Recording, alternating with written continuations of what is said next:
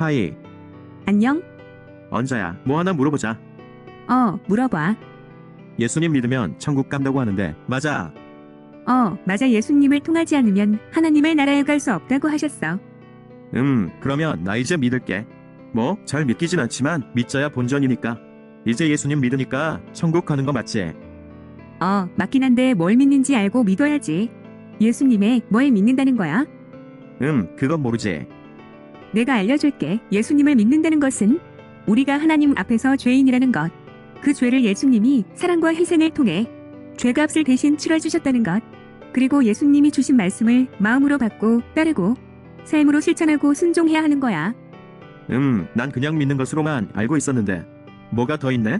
이런 얘기는 처음 들었어.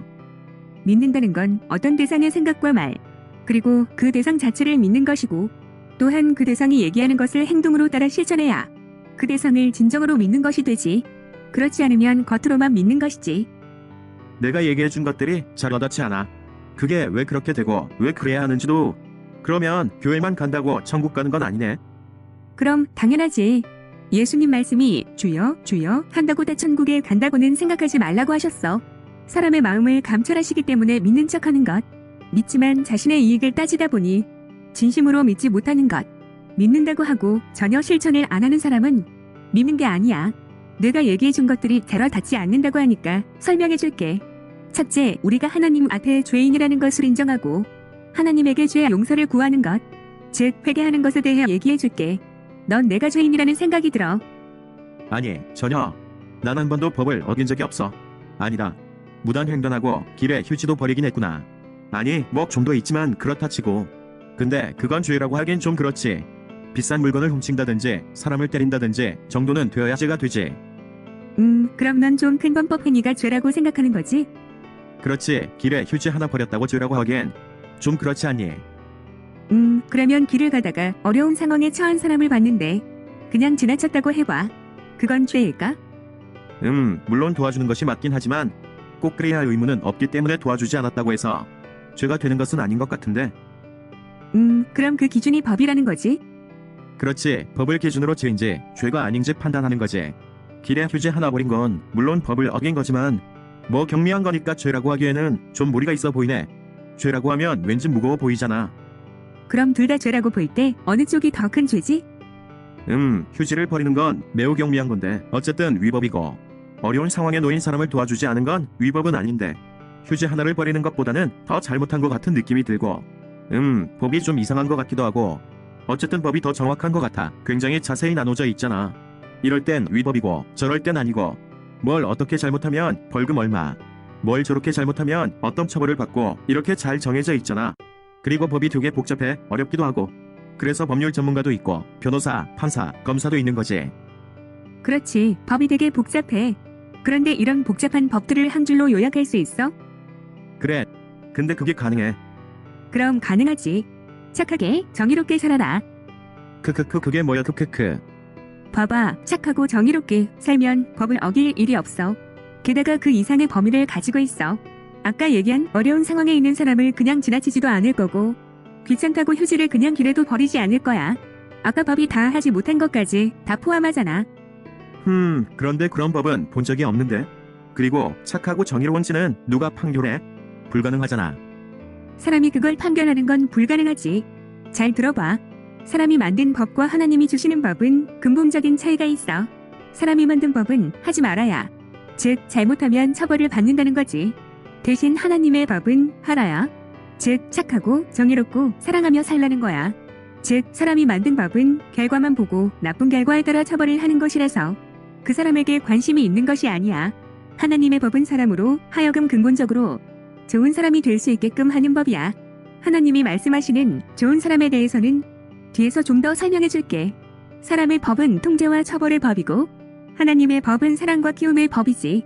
사람이 만든 법과 하나님의 법은 공통된 부분이 굉장히 많긴 해. 더 정확히 말하면 하나님의 법이 사람이 만든 법을 포함하지. 이렇게 부분집합처럼 말이야. 그런데도 하나님의 법이 훨씬 더 단순, 명료해. 다시 앞으로 돌아가서 하나님의 법을 기준으로 하면 어려운 사람을 도와주지 않고 모른 척 지나친 게 훨씬 더 큰 죄야. 사람의 법의 범위대로 생각하면 안 돼. 이건 하나님이 구약시대, 즉 약 4,000년 전에 사람에게 주신 십계명이야. 이것이 포함하지 못하는 인간의 법이 있을까? 이 십계명에 대해서는 나중에 기회가 될 때 더 설명해줄게. 그래? 근데 여기 보면 하지 말라가 많네. 좀 전에 얘기로는 하라라면서. 그건 부정적 의미와 긍정적 의미의 개념을 얘기한 거야.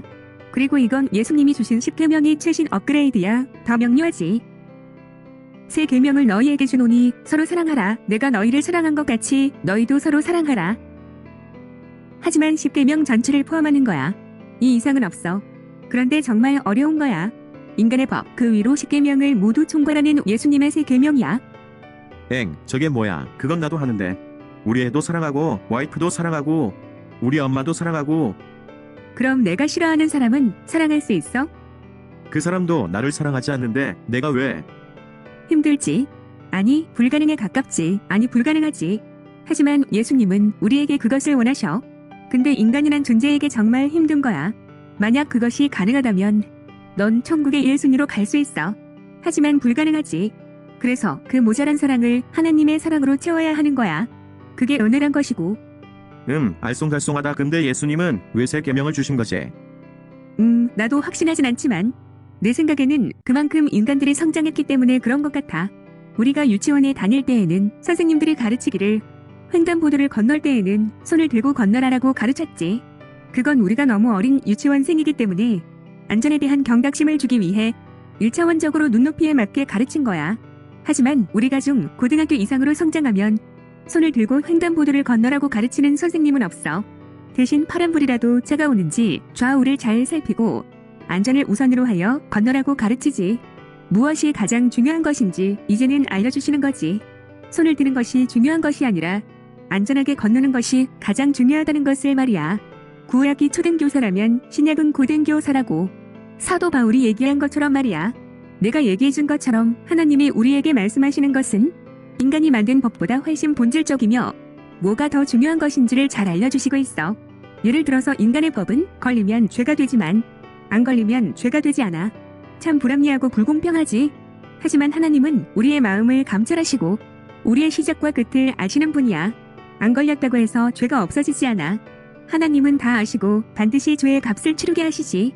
하지만 처벌만 하고 끝내는 게 아니라 우리가 다시 일어나 회복하고 죄를 뉘우치고 결국에는 하나님께로 향하도록 인도해 주셔. 아까 내가 얘기했던 어려운 상황에 있는 사람을 도와주는 것은 의무가 아니라고 했던 거에 대해 좀 더 얘기하자면 어떤 사람이 갑자기 복통을 일으키고 쓰러지거나 계단을 헛디뎌서 넘어졌는데 일어나지 못하고 있다면 그리고 그 앞을 지나는 사람이 그냥 지나쳤다면 그러니까 그냥 가도 위법은 아니란 거지. 그렇다고 뭐라고 할 순 없잖아. 그 쓰러진 사람이 내 아들이나 와이프였다면 내 어머니였다면 뭐 이런 나쁜 놈이 있나? 어떻게 사람이 다쳤는데 그냥 가? 이제 알겠어. 사람은 그렇게 자기중심적이야. 이기적이고 교만하지. 그리고 이제 하나 더 얘기해줄게. 우리가 조금만 더 나 자신을 내려놓고 솔직하게 생각하면 우리 모두 죄인이라는 걸 인정할 수밖에 없어. 너 자신을 철저하게 내려놓고 생각해봐.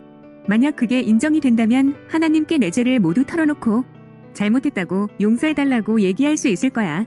사람은 아무리 가까운 사이라도 와이프라도 형제라도 얘기 못하는 자신만 아는 죄가 있어.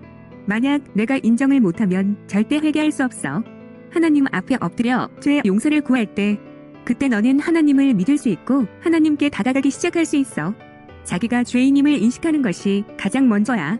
그래야 하나님이 보이기 시작해. 그럼 서로 사랑하지 않는 것은 죄야. 맞아, 죄야. 하지만 우리 인간은 그게 불가능해. 그래서 하나님을 믿고 하나님의 은혜와 사랑으로 우리의 부족함을 완전하게 할 수 있지. 그게 믿음이야. 어렵다.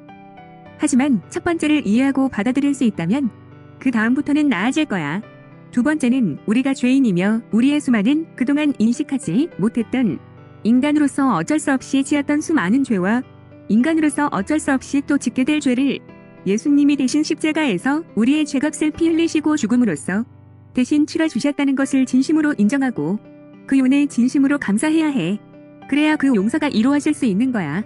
그리고 세 번째는 당연히 이어지는 것인데 우리가 예수님의 희생과 은혜를 감사히 받으면 당연히 예수님의 말씀을 가슴으로 받아들이게 되고 그 말씀에 순종하며 그 무엇보다도 돈이나 권력보다도 예수님을 더 소중하게 여기며 예수님의 말씀으로 삶을 살아갈 수 있어. 만약 그게 안 된다면 다시 1단계로 돌아가서 자기 자신을 되돌아봐야 해. 첫 단추가 잘못 채워지면 두 번째, 세 번째 단추를 제대로 채울 수 없어. 무슨 얘긴지 알 것 같지만 실감은 잘 안 된다. 이건 그냥 머리로 이해하고 넘어갈 수 없는 거야. 오랜 시간 경험하고 하나님의 말씀을 곱씹으며 생각하고 기도하고 삶으로 살아가고 또 넘어지지만 다시 일어나고 하나님의 도우심과 은혜를 경험하고 쌓아가야 하는 것이지. 결코 단시간에 머리로만 이해하는 것이 아니야. 혹시 내가 전에 잠깐 생각한 것이 있는데 하나님 말씀을 계속 듣고 생각하고 기도하고 그런 것이 일종의 세뇌 아니야.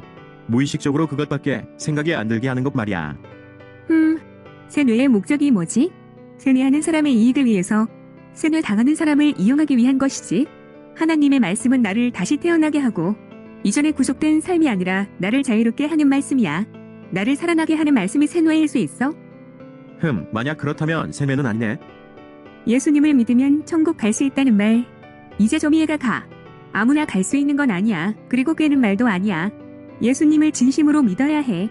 어려운 것 같지만 내가 너를 내려놓고 마음을 열고 예수님께 진심으로 다가간다면 그게 다 가능할 거야.